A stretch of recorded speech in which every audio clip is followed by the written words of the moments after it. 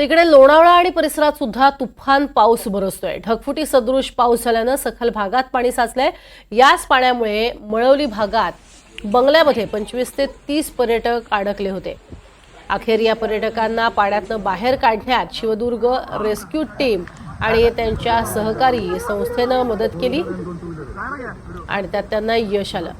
हे सगळे पर्यटक बंगल्यामध्ये बसले होते, मात्र बाहेर ढगफुटी सदृश पाऊस कोसळत असल्याची कल्पनाच त्यांना नव्हती।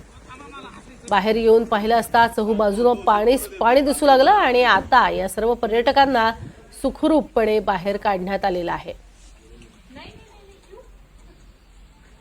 अडकलेले सगळे पर्यटक जे आहेत ते बाहेर निघालेले आहेत।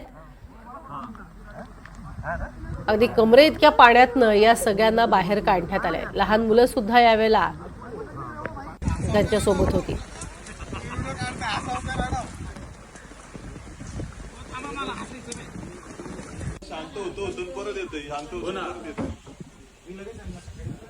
आपण बघतोय या वेळेला एक महत्त्वाचं काम जे केलं ते शिवदुर्ग रेस्क्यू टीमने केलेलं होतं।